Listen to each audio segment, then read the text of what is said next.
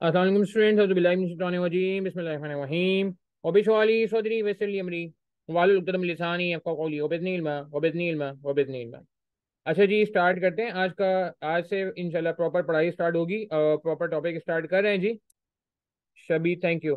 अच्छा जी, आज हमारा पहला टॉपिक है इन्वेस्टमेंट अप्रेजल। जैसे मैंने लास्ट क्लास में आपसे कहा था कि हम बड़ी सीक्वेंस से काम करेंगे, हमारी अप्रोच बहुत ही इंशाल्लाह आपको लॉजिकल नजर आएगी। हर पिछला टॉपिक अगले को हेल्प करता नजर आ रहा होगा। तो आज हम बेसिक इन्वेस्टमेंट अप्रेजल से स्टार्ट करें। अच्छा, एक और चीज ये कि जब भी टॉपिक स्टार्ट कराया जाएगा तो एक बात पूरे सेशन में इंश्योर की जाएगी, पूरे सेशन में, सिर्फ आज नहीं, सिर्फ अगले टॉपिक में नहीं, सिर्फ शुरू के टॉपिक में नहीं, वो ये कि आपको अज्यूम किया जाएगा कुछ आता ही नहीं है, बिल्कुल बेसिक से पढ़ाया जाएगा। अच्छा, उसके पीछे दो लॉजिक्स हैं। कुछ लोग ऐसे हैं जिन्होंने एमएफए पढ़ा हुआ है, कुछ लोग, मगर बहुत सारे लोग ऐसे होते हैं जिन्होंने एमएफए नहीं पढ़ा होता, कॉस्टिंग पुरानी स्कीम के होते हैं, या जिन्होंने एमएफए पढ़ा होता है 6 महीने साल होते हैं, रस्टी होते हैं। तो हम चाहते हैं हर बंदा एक लेवल पे रहे, पहली बात। दूसरी बात ये कि भाई एक और बात ये कि जब हम बेसिक से स्टार्ट करते हैं तो हमारी बेस बहुत स्ट्रांग बनती है, बेस बहुत स्ट्रांग बनती है। तो मैं चाहता हूँ हमारी बेस बहुत स्ट्रांग बने, क्योंकि हमें बहुत एक्सट्रीम तक जाना है, डिफिकल्ट तरीन लेवल तक जाना है। ठीक है जी। तो इस अजम्पशन से स्टार्ट किया जाता है कि आपको बिल्कुल कुछ नहीं आता और जीरो जीरो से स्टार्ट करेंगे। इसलिए शुरू के लेक्चर में आपको अगर चीजें समझ आ रही है तो बहुत अच्छी बात है, और अगर आपको लग रहा है कि यार ये तो ऑलरेडी पढ़ा हुआ है तो आप परेशान नहीं होइएगा, वो समझे आपकी बेस को स्ट्रांग किया जा रहा होगा। ठीक है जी। अच्छा, अब स्टार्ट करते हैं जी। तो इन्वेस्टमेंट अप्रेजल, पहले तो मेरा एक सवाल है आपसे, अप्रेजल किसे कहते हैं? What is appraisal? इन्वेस्टमेंट में बाद में बात करता हूँ। अप्रेजल अंग्रेजी का वर्ड है, अगर आप गूगल करेंगे, आइडेंटिफाई करेंगे इसका मीनिंग, तो क्या होता है ये? कुछ लोग समझते हैं कि इसका मतलब होता है सर प्रमोशन हो जाएगी, इसका मतलब होता है कि हमारी जॉब में इंक्रीमेंट आ जाएगा। नहीं यार, वो अप्रेजल के बाद होता है, वो जॉब अप्रेजल अलग चीज होती है। बिल्कुल सही कहा अफसान ने, सही कह रहे हैं रोहन, कि बिल्कुल सही कहा फखर अब्बास ने कि अप्रेजल का मतलब होता है असेसमेंट, अप्रेजल का मतलब होता है एवेल्युएशन, अप्रेजल का मतलब होता है,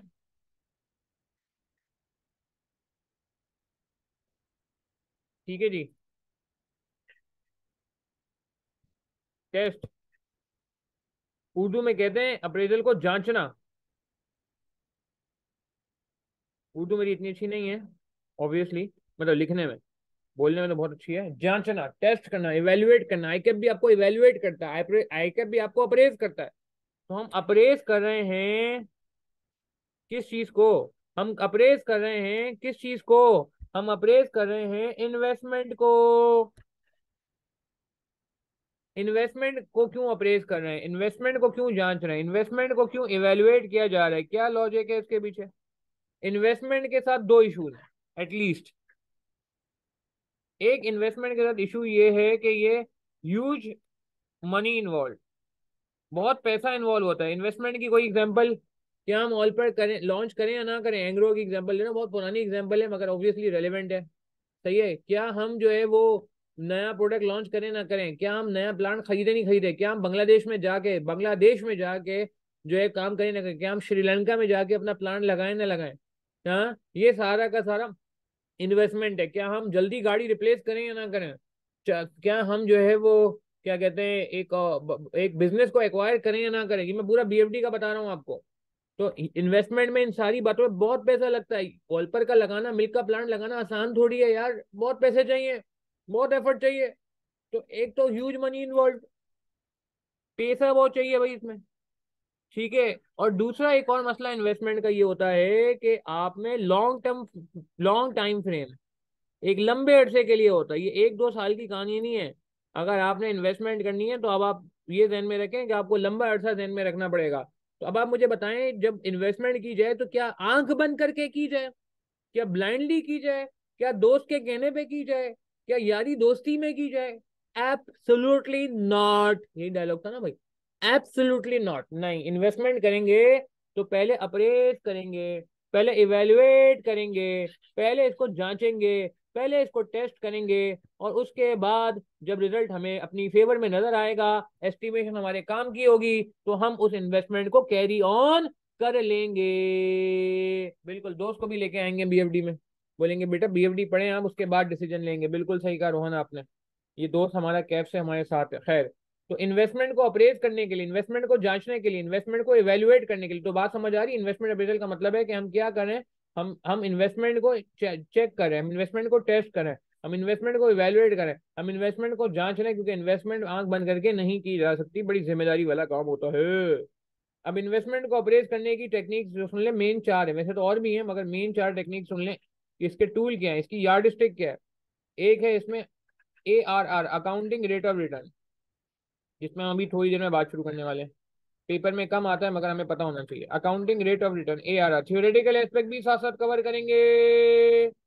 रजिस्टर प्रॉपर मेंटेन हो रहा है, यस बिल्कुल मेंटेन करना है। और सॉफ्टवेयर प्रैक्टिस होगी जी, बिल्कुल बाद में होगी, मगर अभी फिलहाल कौन से बनाने के लिए हमारे लिए सॉफ्टवेयर इतना फ्रेंडली नहीं है जैसे बात हुई थी, ठीक है। अच्छा, सेकंड नंबर पे होगी पे बैक टेक्निक, पे बैक पीरियड। जब MFA में उन्होंने जो है वो और जो कैफ का वो है उसमें इसको और ज़्यादा हाईलाइट कर दिया है। अच्छा, उसके बाद हम जाएंगे NPV, नेट प्रेजेंट वैल्यू।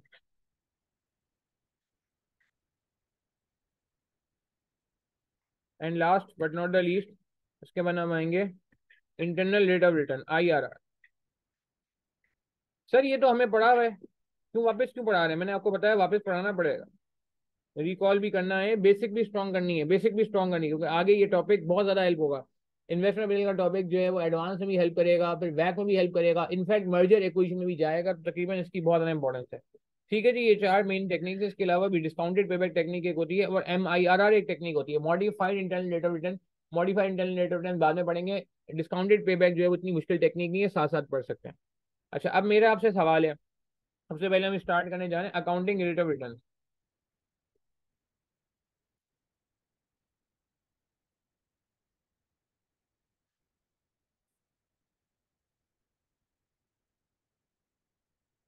अच्छा, आपने बचपन में एक रेशियो का नाम सुना होगा, सबसे पूछेंगे, चैट के थ्रू पार्टिसिपेट करेंगे यार। अच्छा पता है, देखिए मैं आपको बताऊँ, ये हमारे जो पार्टिसिपेशन है ना, ये हमारे सेशंस की जान है। जो लोग लाइव में आते हैं उनके लिए तो है ही एक इंटरटेनिंग फैक्टर, कि आप, मैं सवाल करूंगा, आप चैट के थ्रू जवाब देंगे, तो एक एक जैसे कहते हैं ना कि टीचर स्टूडेंट इंटरेक्शन हो जाती है। और जो लोग रिकॉर्डिंग रेफर करते हैं उनके लिए भी ब्लेसिंग है, कि इसमें फायदा ही हो जाता है कि लाइव क्लास की रिकॉर्डिंग में, कि लाइव क्लास में जो स्टूडेंट ने सवाल किए होते हैं ना, वो आपके अच्छी वैरायटी के किए होते हैं, और स्टूडेंट के सवालों से आपके अपने सवाल भी क्लियर हो जाते हैं, डिस्पाइट द फैक्ट आप रिकॉर्डिंग देख रहे हैं। बाकी मैंने अपना नंबर पहले भी दिया था, मैं आज वापस दे रहा हूँ, मेरा नंबर नोट कर लें। अगर कोई क्वेरी होती है लेक्चर में, कोई चीज़ नहीं समझ आती है, मैं उनसे मुखातिब हूँ जो रिकॉर्डेड देख रहे हैं। लाइव वालों तो अभी मुझसे डायरेक्ट डायरेक्ट पूछ लेंगे, तो आप मेरा नंबर नोट कर लें। ठीक है, ये नंबर मेरा जो है पर्सनल नंबर, एक ही नंबर में रखता हूँ भाई। ठीक है, तो इस नंबर पे मुझसे आप कांटेक्ट कर सकते हैं, कोई भी क्वेरी हो, कन्फ्यूजन हो, तो मैं आपको इंशाल्लाह जो है with in reasonable time respond करता रहूँगा, करता रहता हूँ अल्हम्दुलिल्लाह। ठीक है जी, तो ये नंबर नोट कर लें, किसी को कोई क्वेरी है, कुछ भी है, एडमिन से कनेक्ट कराना है, कुछ भी मसला हो, आप इस नंबर पे मुझसे कांटेक्ट कर सकते हैं। ठीक है जी, मेरा अपना नंबर है। अच्छा, अब मैं क्या कहता है, अकाउंटिंग रेट ऑफ रिटर्न। यार आपने एक रेशियो सुना होगा बचपन में, ROCE, नाम सुना है ROCE का। What is ROCE? कौन सा रेशियो है भाई, हमारा कौन सा रेशियो है ये?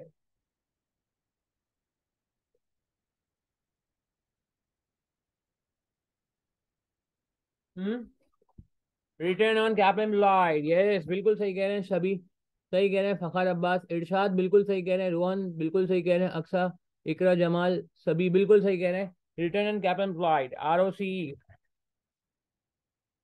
तो फॉर्मूला बताएंगे इसका मुझे।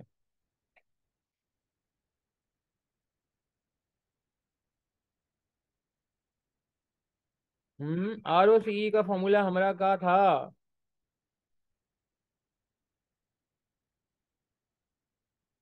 जी, सिमिलर है, ये सेम नहीं है, सिमिलर है। Operating profit divide by capital employed,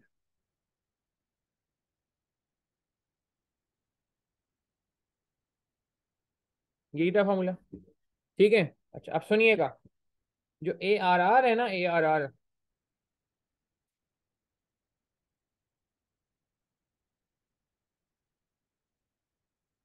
similar but not same.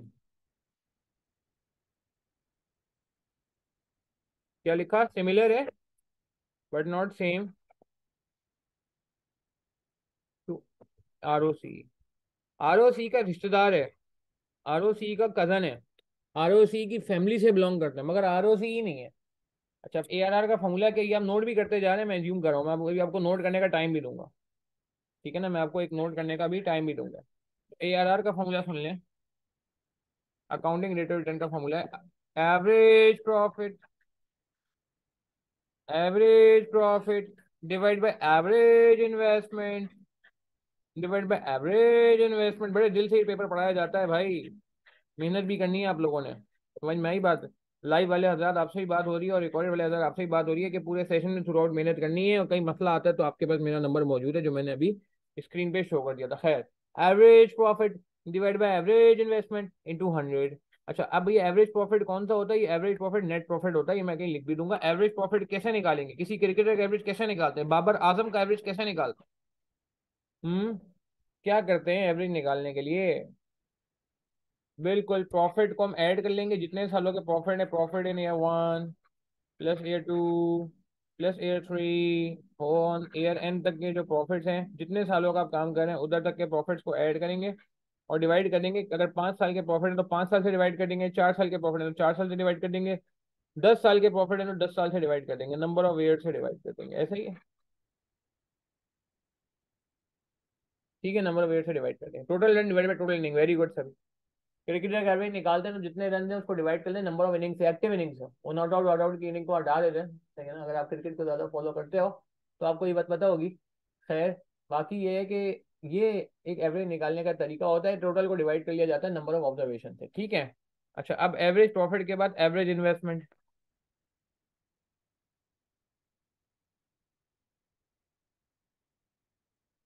Average investment का फॉर्मूला क्या होगा? एवरेज इन्वेंट्री का फॉर्मूला याद है किसी को? हाँ जी, एवरेज इन्वेंट्री कहाँ होती थी? हमारा एवरेज इन्वेंट्री का फॉर्मूला कहाँ होता था भाई? एक्सेंट चेंज होता रहेगा पूरे कोर्स, वो मसला नहीं जी। सर क्या कह रहे हैं सर? एवरेज का फॉर्मूला बता दें, एवरेज का फॉर्मूला क्या था? एवरेज इन्वेंट्री का फॉर्मूला होता था opening inventory plus closing inventory divide by 2। तो यहाँ भी ऐसे ही, opening investment plus closing investment, opening investment.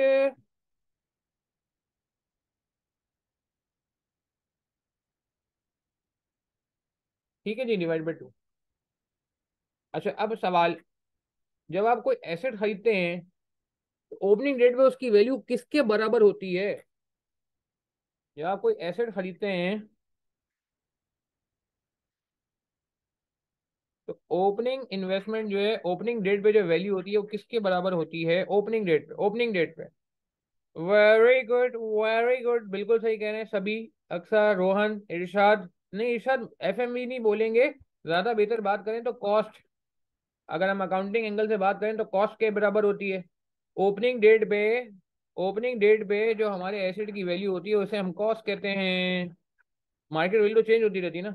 और जो क्लोजिंग डेट होती है, क्लोजिंग क्लोजिंग क्लोजिंग इन्वेस्टमेंट मतलब क्लोजिंग डेट की बात करें तो क्लोजिंग डेट पे जो वैल्यू होती है वो किसके बराबर होती है?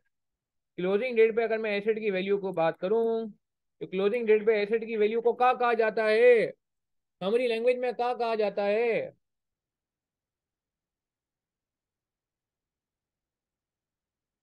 हम्म नेटबुक वैल्यू नहीं, नहीं, क्लोजिंग डेट पे। अगर मुझे एसेट की असल वैल्यू चाहिए, क्लोजिंग डेट पे एसेट की वर्थ कितनी है, वैल्यू कितनी है, उसको हम क्या कहते हैं? रोहन ने सही कहा, रेसिडुअल वैल्यू। अक्सा ने सही कहा, स्क्रैप वैल्यू। अली ने सही कहा, स्क्रैप वैल्यू। इरशाद ने सही कहा, रेसिडुअल वैल्यू। बिल्कुल, सेल्वेज वैल्यू भी कहते हैं, वेरी गुड। इसको हम कहते हैं स्क्रैप वैल्यू, रेसिडुअल वैल्यू भी कह सकते हैं। कहाँ कह सकते हैं? रेसिडुअल वैल्यू भी कह सकते हैं।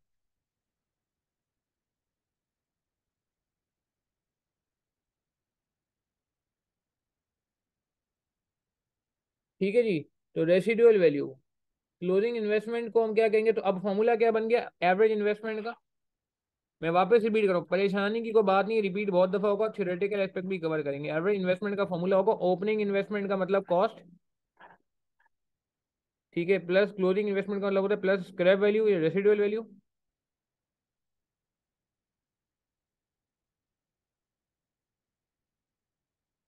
बहुत सारे लोग सवाल करते हैं सर रेसिडुअल वैल्यू तो माइनस होती है। नहीं। हाँ, जो हमारी रेसिडुअल वैल्यू होती है तो माइनस होती है, याद आ रहा है किसी को वो? मगर उस वक्त होती है जब आप डेप्रिसिएशन निकालते हैं स्ट्रेट लाइन से। Cost minus scrap value divide by useful life. Cost minus scrap value divided by useful life. The purpose was to calculate depreciation. Here we are not concerned about depreciation. Here we are concerned about average investment, which is opening plus closing divided by 2. वो depreciation में होता है। बिल्कुल बिल्कुल बिल्कुल, ये ना हो कि मिक्सअप होना शुरू हो जाए, ये ना हो कि मर्जिंग होनी शुरू हो जाए इस तरीके से। नहीं नहीं नहीं, जहां मर्जिंग करनी है टॉपिक की वो मेरी जिम्मेदारी है। ठीक है जी, क्लियर है बात? हमें ये प्लस लोगों को कंफ्यूज करता है। इस प्लस पे हमने बात कर ली कि प्लस की जगह माइनस कर दिया तो डेप्रिसिएशन आ जाएगी। फिर नंबर ऑफ ईयर से डिवाइड होता है, वो 2 से भी डिवाइड नहीं होता, वो भी एक गेम है। ठीक है जी। तो ये एवरेज इन्वेस्टमेंट, तो मैंने आपको एवरेज प्रॉफिट का फॉर्मूला भी बता दिया और मैंने आपको एवरेज इन्वेस्टमेंट का फॉर्मूला भी बता दिया। एक और होता है, एक एडवांस चीज बता रहा हूँ एवरेज इन्वेस्टमेंट का। अभी मैं इस पर ज्यादा बात नहीं करूंगा, बस इसको नोट करके रख लेंगे। ये अभी हम डिटेल में नहीं समझेंगे इसको, बस इसको नोट करके रख लेंगे ताकि जब आगे जाके इस पर बात आएगी तो आपको परेशानी ना हो। एक और फॉर्मूला भी होता है, cost plus scrap value residual value. ये तो वही फॉर्मूला था जो हमने ऊपर देखा, divide by 2 plus working capital. Working capital एक चीज होती है current asset minus current liability. हमने बहुत दफा देखा है अपनी फाइनेंशियल अकाउंटिंग में वर्किंग कैपिटल का रोल क्या है। ये हमारा आज नहीं, मेरे ख्याल से कल की क्लास में इंशाल्लाह खुल के सामने आ जाएगा। तो अगर वर्किंग कैपिटल गिवन होगा तो फिर आप ये फॉर्मूला लगाएंगे। ठीक है जी, इस पर डिवाइड बाई 2 नहीं है, मगर वर्किंग कैपिटल को भी थोड़ा सीक्रेट रहने दें। थोड़ी देर बाद मतलब कल की क्लास में इंशाल्लाह इसको डिस्कस कर लेंगे। तो नोट करें जल्दी से, शाबाश। तो मैं चाहूंगा जरा इसको तरीके से नोट करें। चाहिए जो प्रॉफिट होता है ये कौन सा प्रॉफिट होता है, ये ध्यान में रहे। ये प्रॉफिट जो होता है ये नेट प्रॉफिट होता है। जो प्रॉफिट है नेट प्रॉफिट है। नेट प्रॉफिट का अच्छा, यहाँ पे आप देखें कौन सा प्रॉफिट था हमारे पास। इधर कौन सा प्रॉफिट है, इधर इधर इथे इथे आर ओ सी की जब बात हो रही थी तो ऑपरेटिंग प्रॉफिट था। आर ओ सी की जब बात हो रही थी तो हमारे पास ऑपरेटिंग प्रॉफिट था। मगर जब इसकी बात हो रही है, ए आर आर की बात हो रही है, जब ए आर आर की बात हो रही है तो कौन सा प्रॉफिट आ रहा है, नेट प्रॉफिट। ये नहीं हो गया बोलो सर आपने तो ऑपरेटिंग प्रॉफिट कहा था, अब आप इसे ऑपरेटिंग प्रॉफिट नहीं कह रहे, क्या ये खुला तजाद है? तो मैं कहूंगा नहीं है खुला तजाद भाई, दोनों की टेक्निक अलग अलग है। ठीक है ना, दोनों की टेक्निक अलग अलग है। वो एक अलग टेक्निक है, मैंने इसीलिए वर्ड यूज किया कि सिमिलर है, सेम नहीं है, सिमिलर है, नॉट सेम। सिमिलर इसलिए बता दिया ताकि आपको समझ में। अच्छा ये शो क्या करता है मुझे बताएं, ये ज्यादा होना अच्छी बात है या कम होना अच्छी बात है? अब थोड़ा कॉन्सेप्चुअल बातें भी कर लें। ए आर आर आपका जहन, आपकी अक्ल, आपका दिमाग क्या कहता है कि ज्यादा होना अच्छी बात है या कम होना अच्छी बात है? ए आर आर ज्यादा हो तो अच्छी बात है या कम हो अच्छी बात है? आर ओ सी ज्यादा हो तो अच्छी बात थी या कम हो तो अच्छी बात है? Exactly exactly। ये क्या शो करता है? It shows profitability. क्या शो करता है? ये हमारे को प्रॉफिटेबिलिटी बताता है। ठीक है ना, क्या दिखाता है? प्रॉफिटेबिलिटी।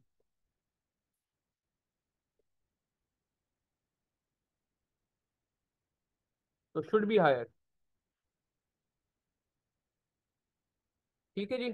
चलें अब आप इसको नोट करेंगे, उसके बाद मैं आपको एक कोलेस्ट्रेशन करवाऊंगा, वहां पे मैं आपको पार्टिसिपेट करने का मौका देता हूँ। एक छोटा सा सवाल, एक छोटा सा क्विज, इसी की बेस पे जो बातें आपने समझी अभी मेरे साथ उन बातों को अप्लाई करने का टाइम आएगा, मगर पहले आप नोट कर लें। मैं वापस रिपीट कर रहा हूँ, ये रजिस्टर आपका एसेट है, इसकी इंपॉर्टेंस आपको आखिरी दिनों में बहुत पता चलेगी जब आप रिवीजन करने जाएंगे और आपको समझ नहीं आ रहा होगा कि सर क्या करें। लास्ट डे आप मुझे मैसेज करके पूछेंगे सर मैं एफएफआर का पेपर दे के आया हूँ, कल मेरा बीएफडी का पेपर है, मैं क्या करूँ? तो वहां मैं आपको कहूंगा अब आपका रजिस्टर ही है जो आपको जो है रिवाइज करना होगा, नथिंग एल्स। तो ये रजिस्टर आपका एसेट है। मैं वापस कह रहा हूँ, प्लीज ये बातें अपने ध्यान में बिठा लीजिएगा। ये मैं अपने तजुर्बे की बेस पर कर रहा हूँ, 17 साल तजुर्बा जो टीचिंग का है, 9 साल तजुर्बा जो अलहमदुलिल्लाह सीए फाइनल का है। ठीक है, तो उसकी बेस में मैं आपको बता रहा हूँ कि यार ये रजिस्टर जो है ना इसका कोई नेमो बदल नहीं है। ऑनलाइन बिल्कुल हम प्रैक्टिस करेंगे, मैं कराऊंगा, मैंने कराई भी ऑलरेडी, पोर्टल भी दिखाया भी था लास्ट टाइम। मगर आप रजिस्टर को अगर रेप्लीकेट करने की बात कर रहे हो तो absolutely wrong, it will not be a wise idea as per my experience. ठीक है जी। चलो अच्छी बात है, इसको नोट करो जल्दी से, क्विकली क्विकली, जल्दी नोट करें। मैं रिकॉर्डिंग नोट करने का टाइम दे रहा हूँ। जो रिकॉर्डिंग से रेफर करें उनसे भी गुजारिश है भाई, वीडियो पॉज करके पहले रिकॉर्ड कर लें, फिर मैं आपको एक क्विज छोटा सा दे रहा हूँ इसी से रिलेटेड ताकि आपको अप्लाई करना आए। जितना आपका पार्टिसिपेशन होगा उतना जो है वो पेपर में आसानी होगी। सर ये कुछ रिकॉर्डेड लेक्चर क्या पुराने होते हैं? जी पुराने होते हैं। अभी यार आजकल मसला ये हो गया, अभी तुम लोग आज की क्लास में भी देख रहे हो कि लोग ना रिकॉर्डेड पे ज़्यादा प्रेफर कर रहे हैं और लाइव क्लास में कम आ रहे हैं। अलहमदिल्ला हमारे पास एनरोलमेंट जो है वो अच्छी खासी है अभी तक, आज की डेट तक। और इनफेक्ट पहले सेशन से पहले भी काफ़ी इनरोलमेंट हो चुकी थी, मगर आप देखते हैं लाइव क्लास में लोगों का रुझान नहीं है ना। आज भी लाइव क्लास में आप देखो काफ़ी लोग कम आए एज कम्पेयर टू जो हमारी पहली इंट्रो सेशन हुआ था। तो ठीक है, हम मजबूर नहीं कर सकते, एक फैसिलिटी अवेलेबल है अल्हम्दुलिल्लाह। हमारे 2 स्टूडेंट्स का मेरिट भी आई सी इतना ऑनलाइन पढ़ के दिसंबर 22 और दिसंबर 21 में, तो हम इस प्रोसेस को तो चले नहीं कर सकते ना, इस प्रोसेस को हमें लेके चलना है आगे। बट मेरा आपसे एक मैं आपको अपनी मतलब एक सीक्रेट बताऊंगा यहाँ पे, एक सीक्रेट बताना चाहूंगा अपना। वो सीक्रेट ये है कि भाई जितना पुराना लेक्चर होता था ना, उसमें हमें बहुत फायदा होता था। उसमें फायदा ही होता था कि उसमें उस वक्त लाइव क्लास में काफी आवाम आती थी, मतलब जितना नंबर आज की क्लास में आए से 3 टाइम्स ऑलमोस्ट आवाम जो है ना वो लाइव क्लास में आई होती थी। तो जब ज्यादा स्टूडेंट आते हैं लाइव क्लास में तो वो ज्यादा सवाल करते हैं, और मेरी आदत है कि मैं एक एक सवाल को रिस्पॉन्ड करता हूँ। तो उससे फायदा ये हो जाता है कि स्टूडेंट्स को फायदा हो जाता था, जो लोग नहीं आते थे उनको भी फायदा हो जाता था कि जितने वैरायटी ऑफ क्वेश्चन थे वो सारे के सारे उस लेक्चर में कवर हो जाते थे। तो उस पर आपको लेक्चर लेते हुए ज्यादा दिक्कत नहीं होती थी। और इन केस जैसे मैं पहले भी बताया, इन केस चले यार ठीक है आपके तो नहीं, मेरा सवाल तो सर फिर भी एड्रेस नहीं हुआ, तो आपको पास मेरा नंबर मौजूद है, आप मुझे व्हाट्सअप करके अपनी क्वेरी को रिजॉल्व कर सकते हैं, सवाल की तस्वीर शेयर कर दें और अपनी क्वेरी डिस्कस कर लें, तो मैं आपको रिस्पॉन्ड करता रहूँगा इंशाल्लाह। ये प्रैक्टिस हमारी थ्रू आउट चलती है, और आप ये फीडबैक ले भी सकते हैं उन स्टूडेंट से जो ऑलरेडी हमसे BFD पढ़ चुके हैं। ठीक है, चले नोट कर लिया है मेरे ख्याल से, तो मैं आगे बढ़ना चाहूंगा, जल्दी नोट करें। ओके हो गया, मुझे ओके करें, चैट के थ्रू में मैं आगे बढ़ता हूँ। तो मैं आपको सीरियसली बता रहा हूँ, ये बड़ा ब्लेसिंग से कम नहीं है, ये जो लाइव क्लास की रिकॉर्डिंग होती है ना, ये ब्लेसिंग से कम नहीं है। ठीक है ना, क्योंकि इसमें एक थोड़ा सा लाइव क्लास का भी हल्का फुल्का एटमॉस्फेयर आ जाता है, और ऑब्वियस सी बात है कि क्वेरीज भी थोड़ी ज़्यादा रिस्पॉन्ड हो जाती हैं। अच्छा आगे चलते हैं। हो गया जी, ओके। अब मैं आपको एक सवाल दे रहा हूँ, ठीक है, ये कहानियाँ लिखी हैं आपकी आसानी के लिए, सही है। ये हैंड आउट मैं ऑलरेडी मेरे ख्याल से शेयर कर चुका हूँ काफ़ी दफ़ा, नहीं हुआ तो मैं ग्रुप पे वापस शेयर कर दूंगा। रजिस्टर्ड स्टूडेंट ग्रुप में तो काफ़ी दफ़ा हो चुका है, पब्लिक ग्रुप में भी देख लेते हैं। अच्छा जी, फ़खर जमान हमारे ओपनर हैं ODI के, क्रिकेट टीम के, तो हम जरा स्टार्ट करेंगे। क्रिकेटर्स के नाम को काफ़ी नजर आएंगे। सीक्रेट ये था कि यार बस अल्लाह, सीक्रेट ये था कि जो पुराने लेक्चर होते थे ना उनमें एक एडवांटेज हो जाता था कि ज़्यादा लोग लाइव पे आते थे ना, तो ज़्यादा क्वेरीज पूछते थे। तो ज़्यादा क्वेरीज पूछने से 2 फायदे होते थे, एक तो लाइव वालों को भी फायदा हो जाता था, और इवन जो रिकॉर्डेड सुनते थे ना उनको भी फायदा हो जाता था कि उनके जहन में जो क्वेरी होती थी वो ऑलमोस्ट उस लेक्चर में क्लियर हो चुकी होती थी, और तो वो उस लेक्चर की क्वालिटी बहुत हाई लेवल की हो जाती थी, क्योंकि उसके अंदर कॉन्सेप्ट भी है, प्रैक्टिस भी है, और इनफैक्ट स्टूडेंट जो सोच रहा है, तो मैं एक एक क्वेरी को जो है वो ऑब्वियसली पढ़ रहा होता हूँ और रिस्पॉन्ड कर रहा होता हूँ लाइव क्लास के दौरान भी, इंडिविजुअल तो अलग बात है। तो ये मैंने कहा था कि एक फायदा हो जाता है। आज की क्लास में लोग थोड़ा सा लाइव को कम इंपॉर्टेंस देते हैं, तो फिर ये होता है कि वैरायटी ऑफ क्वेश्चन थोड़ी सी कम होती है सेशन में। ठीक है जी।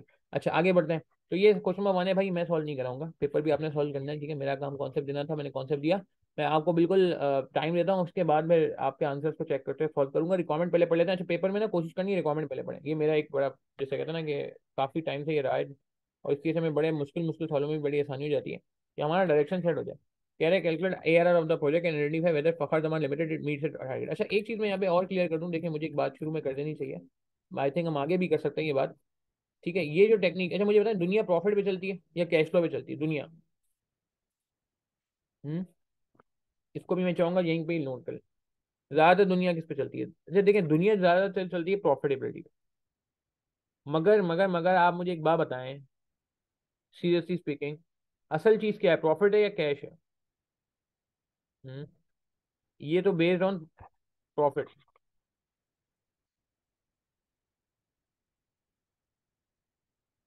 ठीक है, बट ये जो 3 टेक्निक है ना, ये 3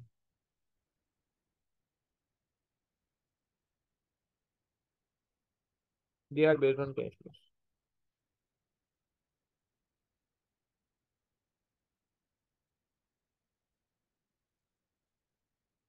they are based on cash flows, यानी कि अभी मैं इस पे आगे जाके डिटेल में थ्योरेटिकल एस्पेक्ट की बात करूंगा कि असल चीज फाइनेंशियल मैनेजमेंट के लोग कहते हैं कैश है, पैसा है।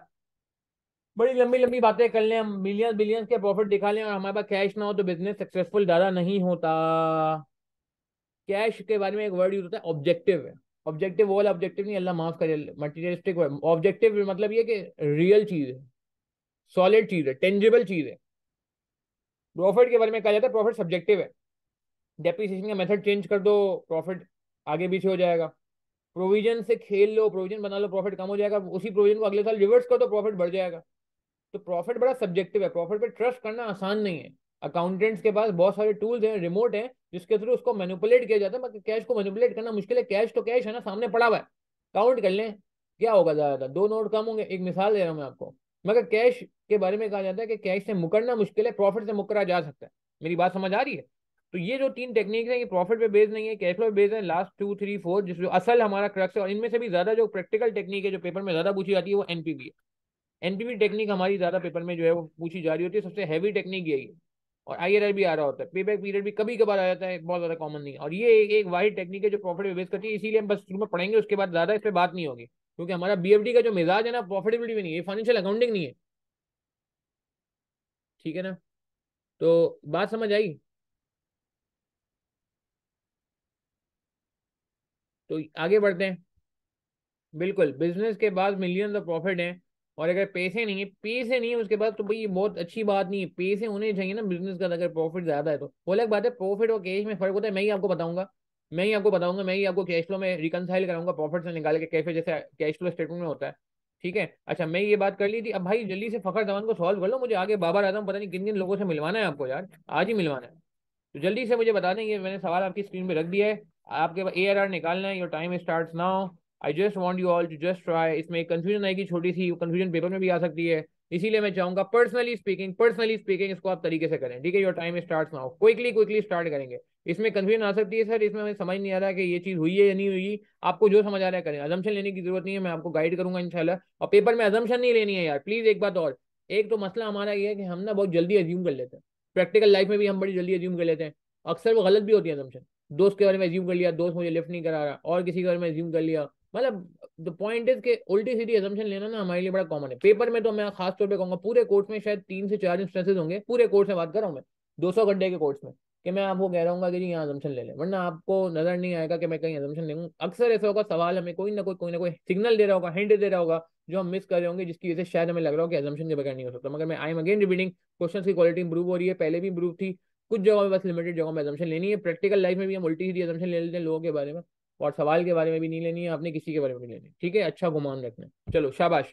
जल्दी जल्दी मुझे बता दें यार, जो लोग रिकॉर्डिंग से रेफर करें वो भी रिकॉर्डिंग बहुत करके, और लाइव वाले भी आंसर का सिलसिला जारी है, मगर मैं बाकी लोगों से भी चाहूंगा जल्दी से सॉल्व करें। शाबाश भैया, आंसर बता दें, बाकी लोग भी, काफी लोगों ने बता दिया है, और बाकी लोगों का मैं वेट कर रहा हूँ, जल्दी करेंगे यार प्लीज, 1 मिनट और दे रहे हैं आपको, चलिए जल्दी से करें। शाबाश रोहन, मैं कहता हूँ सोच लो।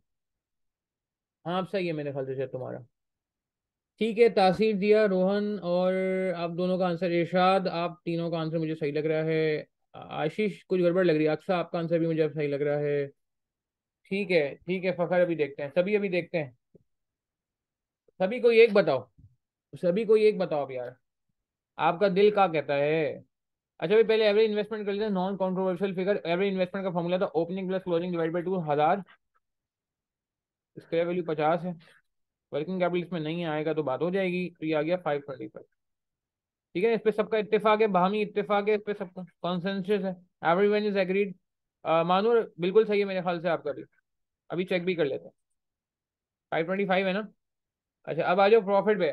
प्रॉफिट पे सर फर्क ये आ रहा है, Fakhar Zaman limited is intended to invest 1000 million 100 crore रुपए in a new project with scrap value 50, tax rate is 25%, target rate of return is 15%। 15% कम से कम हमें टारगेट रिटर्न अर्न करना है।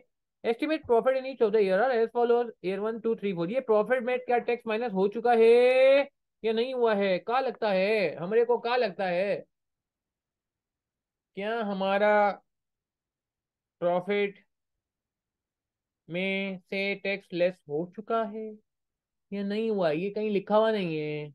सभी क्या करें, क्या माने इसको। बिल्कुल, यही डायलॉग मैं सुनना चाह रहा हूँ, सभी ने कहा नहीं हुआ होगा तभी टैक्स रेट दिया हुआ है। अगर हम एज्यूम कर लें कि इसमें प्रॉफिट में से टैक्स माइनस हुआ हुआ है, तो इस टैक्स रेट को हम कह सकते हैं ये रिडंडेंट हो जाएगा, यूजलेस हो जाएगा, फालतू हो जाएगा, बेकार हो जाएगा, नाकारा हो जाएगा।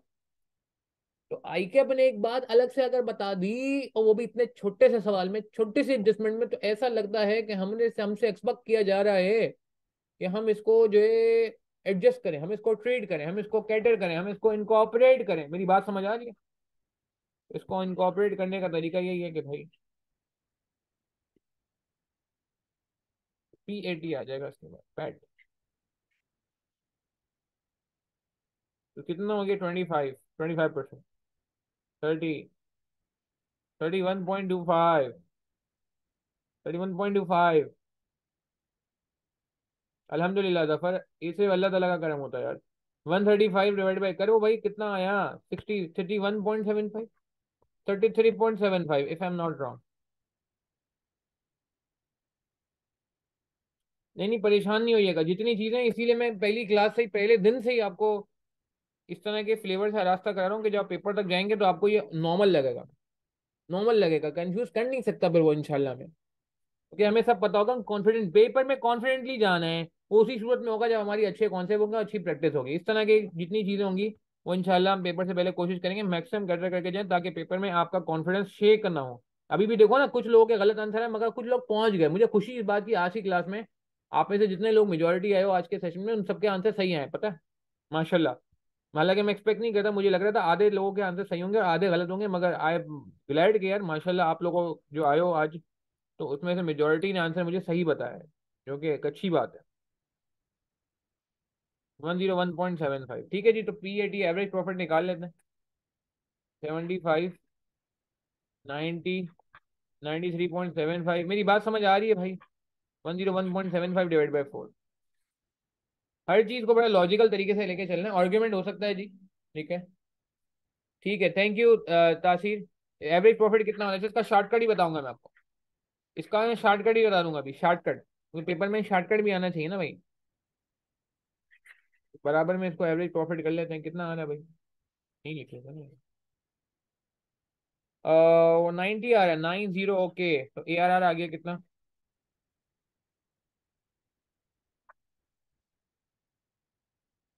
कितने परसेंट बना? 17.14। कितने लोगों का ये आंसर आ गया था? मुझे कंफर्म करें आखिरी, फाइनली। चाहे फर्स्ट टाइम आया हो, सेकंड टाइम, मेरे लिखने से पहले अभी 17.14 जो मैंने स्क्रीन पे लिखा है, आपके पास में ये आंसर पहले से कैसे आ गया था? बिल्कुल सभी में इसका शॉर्टकट बताऊंगा, वेरी गुड यार। इकरा जमाल का आ गया है, सभी का आ गया है, अक्सर मोहम्मद रऊफ का आ गया है, महानूर खालिद का सेकंड टाइम में आया है, ठीक है, no issues. I think Rohan का आ गया था, और किस किस का आ गया था ये? इरशाद का आई गेस आ चुका था, और फखर अब्बास का भी आई गेस आ गया था मेरे ख्याल से, ऊपर मैं देख रहा हूँ। 101.25 है, नॉट 75। अच्छा सॉरी, सॉरी। ये लाइव क्लास का फायदा हो जाता है। अभी अगर रिकॉर्डेड सेशन होता तो मैं 101.75 पे पूरी क्लास खेल देता। तो ये भी कुछ फायदा हो जाता है हमें लाइव पे या लाइव की रिकॉर्डिंग में, अलहमदिल्ला यही रेक्टिफाई हो जाती है चीज़ें। अच्छा ठीक है जी, क्लियर है, आगे बढ़े। अच्छा, अब एक और चीज़ ये कि यार अगर कोई बंदा कहता है नहीं सर मैं तो टैक्स के बगैर करा था, ऑल्टरनेट तरीका ये, ऑल्टरनेट तरीका ये एवरेज प्रॉफिट निकालने का।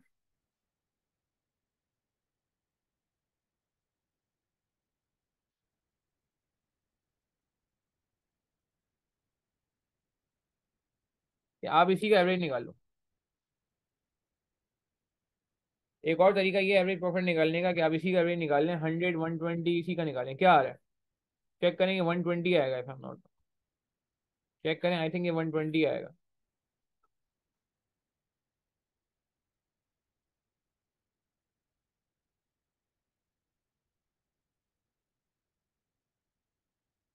मगर इसमें मसला क्या है? इसमें मसला क्या है? ठीक है, इसमें मसला क्या है? मसला ये है कि इसमें टैक्स माइनस नहीं होगा, तो ये बिफोर टैक्स है। तो एवरेज नेट प्रॉफिट कैसे आ जाएगा? कोई मसला नहीं, ऐसे भी कर सकते। 120, 120 का 25%, ठीक है। प्री टैक्स है, पोस्ट टैक्स कर दें, वेरी गुड। 1 - T का एक कॉन्सेप्ट होता है, 1 - T, वो हम आगे जाके पढ़ेंगे, ठीक है। और एक और काम भी कर सकते हैं, एरर ऐसे भी निकल सकता है, देखिएगा हाँ प्लीज। एरर ऐसे भी निकल सकता था कि आप 120 पे ही निकालते और उसको फिर 0.75 से मल्टीप्लाई कर लेते। ऐसे ही मैं थोड़ा कॉम्प्लेक्स कर रहा हूँ। जिनकी मैथ अच्छी है उनको मजा आएगा, जिनकी मैथ अच्छी नहीं है, खैर टेंशन की बात नहीं, आपका आंसर पहले ही आ चुका, आप इसके आगे सोचा ही नहीं, आपका आंसर यहाँ खत्म हो चुका है। आप मेरी बात समझ रहे हैं कि 120 डिवाइड बाई 525 करेंगे ना, या सब सबको छोड़ो, किसी का 22 पॉइंट समथिंग आया था, सभी तुम्हारा आया था ना 22 पॉइंट समथिंग, कितना आया था सभी? जब तुमने टैक्स को, वो नहीं, 22.8 आया था ना सभी। तो 22.8 को जरा 0.75 से मल्टीप्लाई करते हो जरा मेरे कहने पे, एग्जैक्ट बताओ 22.8 आया था या कुछ और था? 22.86 था। तो जरा 22.86 को आप मल्टीप्लाई करें 0.75 से। 0.75 इसलिए क्योंकि 25% गवर्नमेंट ले जाएगी ना यार, गवर्नमेंट 25% टैक्स के मद में ले जाएगी, तो हमारे पास 75 बचेगा ना भाई। तो जरा आप चेक करो, आशीष चेक करो, 22.86 को 0.75 से मल्टीप्लाई करो, देखो क्या बना। डायरेक्ट डायरेक्ट पेपर में शॉर्टकट भी सिखा रहा हूँ ताकि पेपर में आपको परेशानी ना हो। पेपर में टाइम का मसला आता है ना यार, तो इस तरह की चीजें ही जहां हो सकेगा मैं आपको सिखाऊंगा, without compromising concept, without compromising our, जिसे कहते हैं ना कि स्ट्रेटेजी। देख रहे हैं ये मैच हो रहा है आंसर, इस अप्रोच से भी आंसर मैच हो रहा है कि आप कुछ नहीं करें, सिंपल इसको नेट ऑफ टेक्स्ट कर दें, आखिर में टेक्स्ट को इनकॉर्पोरेट कर, मगर टेक्स्ट को इनकॉर्पोरेट करना होगा वरना हमारा आंसर सही नहीं आएगा। तो ये बातें समझ आती हैं बाकी लोगों को भी भाई। क्लियर है? देखो बीएफडी ना एक अच्छी चीज क्या है, बीएफडी क्यों मैं पढ़ाता हूँ उसकी एक वजह ये भी है कि बीएफडी में ना कोई फॉर्मेट नहीं है। ये मुझे तो बहुत अच्छा लगता है, मुझ जैसा बंदा जो जो जो फॉर्मेट की कैद में नहीं रहना चाहता, जो फॉर्मेट की कैद से आजाद रहना चाहता है, उसके लिए पेपर बहुत अच्छा है। कॉस्टिंग में पढ़ाता हूँ अलहमदुलिल्लाह, कैफ लेवल, उसमें भी फॉर्मेट की कैद नहीं है। एमएफए के अंदर ऑब्वियसली यही कॉस्टिंग एमएफए बीएफडी टाइप की चीजें आती हैं और एमएफए के अंदर। तो कहने का मतलब है कि फॉर्मेट वाली चीजें ना आपको कैद में रखती हैं, कैद मुझे पसंद नहीं है भाई इस तरह की। आप मेरी बात समझ रहे हैं?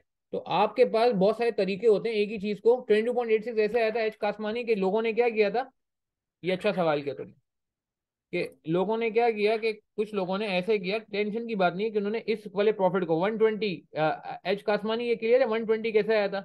120 उस वक्त आया था जब आपने सवाल वाले प्रॉफिट की बेस पे एवरेज निकाल लिया। सवाल वाले प्रॉफिट की बेस पे जब आपने एवरेज निकाला था तो आपका आया था 120 average profit divide by 525 average investment. Average investment हमारी अनकॉन्ट्रोवर्शियल थी, तो आप इसको जरा चेक करो तो यार ये आएगा 22.86। चेक करते हो जरा एच कासमानी आप please? Are you clear this how we arrived at 22.86? Your question is absolutely fine. Obviously, we need to understand this 22.86 first before concluding, before giving any final verification. So if we use this pre-tax figures, if we use this straightforward figures of profit, which were not adjusted with respect to tax, then we will be having ARR of 22.86. Maths चल रही है, बिल्कुल maths की class शुरू हो गई है। आप मुझे कंफर्म करिए, ओके है मुझे बताइए प्लीज चैट के थ्रू, ताकि मुझे कंफर्म हो जाए। वापस रिपीट कर दूंगा, मसला नहीं है, अगर नहीं समझ आया मुझे बस चैट में कंफर्म कर दें। क्रिस्टल क्लियर हो गया? ठीक है। तो इस 22.86 को डायरेक्ट कर सकते हैं, मगर पेपर में ज्यादा ट्रांसपेरेंट, ज्यादा बेहतर, ज्यादा अच्छी, ज्यादा रिकमेंडेड अप्रोच यही है कि आप क्या करें, ज्यादा रिकमेंडेड अप्रोच यही है कि आप स्टेप बाय स्टेप चले। ठीक है जी, चलें आगे बढ़ें। अच्छा जी चलें, दैट्स ग्रेट, थैंक यू। अब हम जरा आगे बढ़ते हैं, इसको नोट करना है, नोट कर लें, ऑल्टरनेटिव अप्रोचेस को भी चाहे तो नोट कर लें। फिर 22.86 जिनका आया था, ठीक है, उनसे भी हमने उनको भी रिकनसाइल करा दिया, प्रॉफिट वालों को भी रिकनसाइल करा दिया, और जो जेन्युइन चल रहे थे उनको भी हमने दिखा दिया। क्वेश्चन नंबर 1 ये सॉल्व हुआ। फकर जमान हमारे ओपनर थे, हमने पहला सवाल कर लिया। अच्छा अब हम इसके एडवांटेज एडवांटेज पे बात कर लेते हैं before moving towards our next technique. अच्छा एक बात मुझे बताएं, एआरआर का एडवांटेज क्या होगा? बहुत इसके बहुत अच्छे से एडवांटेज है, बहुत मजेदार एडवांटेज है। अच्छा अब सवाल इस तरह ना आएगा। अच्छा एक मिनट एक मिनट एक मिनट, ये रिक्वायरमेंट हमने पूरी नहीं की, क्या फखर जमान को अपना रिटर्न मिल रहा है? क्या फखर जमान मीट से रिक्वायर्ड रिटर्न? जवाब दें। एक्चुअली माधुर हर बंदे की टेक्निक अलग अलग है ना। बिल्कुल। Since A R R of 17.14 is higher than, conclusion लिखना होगा, पेपर में मार्क्स होंगे इसके।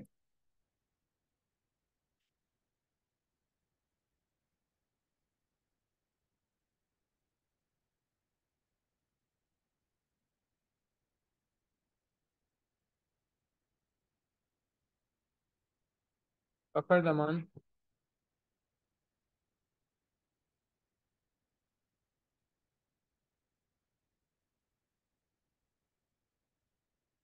ठीक है जी, मीट से टारगेट रिटर्न।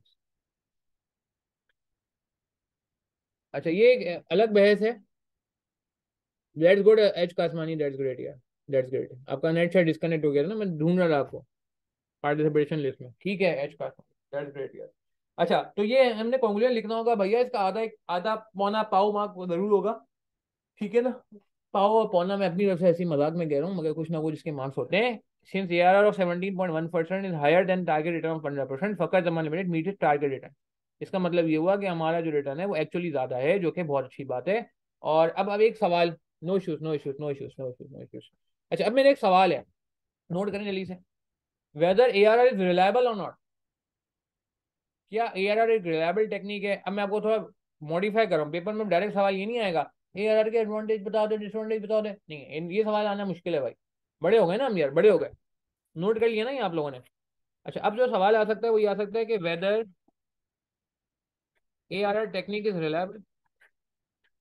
इनडायरेक्टली वो पता है क्या पूछ रहा है, इनडायरेक्टली वो पता है क्या पूछ रहा है, इनडायरेक्टली पूछ रहा है कि आप जो है वो ARR के, ARR नहीं, IRR नहीं, IRR अभी पढ़ा नहीं हमने, IRR बाद में पढ़ेंगे। IRR तो चौथी टेक्निक है ना, वो NPV के बाद पढ़ेंगे। ARR के क्या पूछे, जो भी हम ARR चला रहे हैं इसके एडवांटेजेस पूछ रहा है। रिलायबल है, यस। एडवांटेजेस मीन्स बिल्कुल रिलायबल हम कर सकते हैं, या ये कह लें प्रैक्टिकल है या फॉलोएबल है, क्या जो भी आप कह लें। एडवांटेज आपको यहाँ पे लिखते देखिए, आपको पता होना चाहिए। ठीक है जी। अच्छा, बिल्कुल बिल्कुल, पहले हम आसान बातें कर लेते हैं ना यार।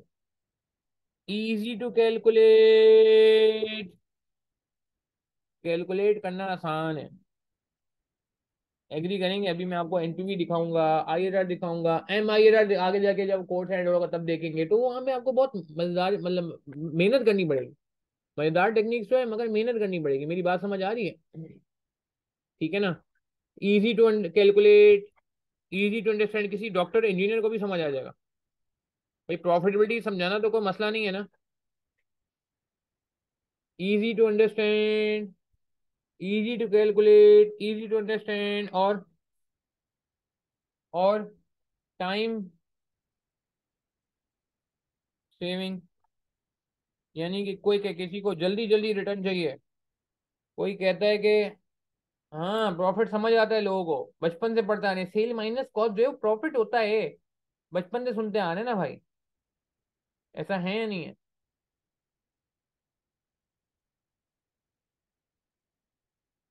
ठीक है ना, मेरी बात समझ आ रही है? और profit is universally acceptable method.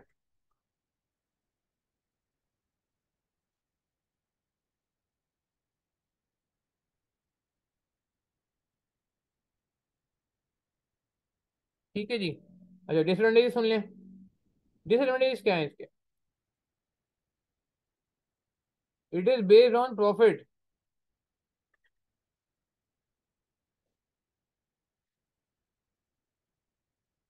Profit not cash.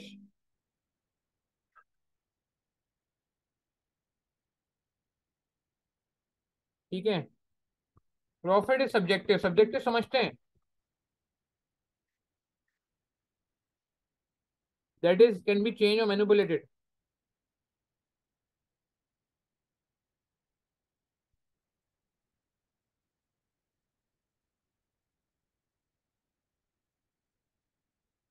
ठीक है ना,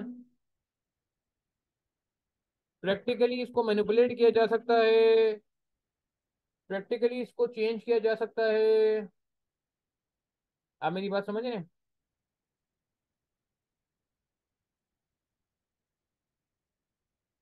ठीक है ना,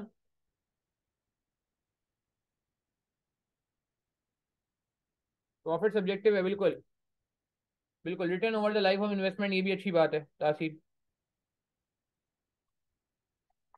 एक और फायदा भी है, कंसिडर्स